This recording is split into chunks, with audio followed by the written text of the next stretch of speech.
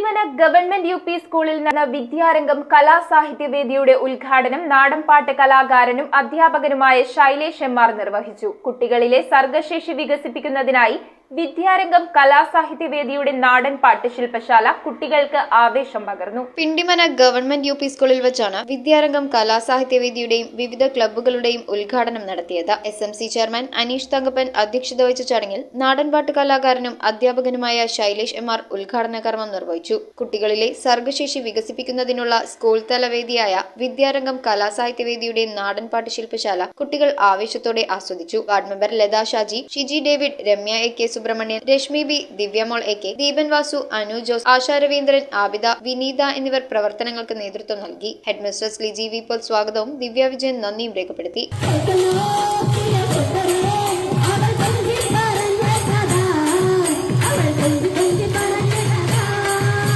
News bureau, Kothamangalam. ഫർണിച്ചറുകൾ ഒറ്റ ഫാക്ടറിയിൽ ഉൽപ്പാദിപ്പിക്കുന്ന ഏക സ്ഥാപനം. ആർക്കിടെക്ചറൽ ആൻഡ് ട്രഡീഷണൽ ഡിസൈൻസ് ആവശ്യാനുസരണം നിർമ്മിച്ചു കൊടുക്കുന്നു. നിങ്ങളുടെ സ്വപ്ന ഭവനം ഒരു സ്റ്റേറ്റ് ഓഫ് ആർട്ടാക്കുവാൻ വിശ്വസ്തയോടെ എന്നും നിങ്ങളോടൊപ്പം. ഇറമ്പത്ത് ഇറ ഫർണിച്ചർ, കോട്ടപ്പടി, കോതമംഗലം. ഇനി കൂത്താട്ടുകുളത്ത്.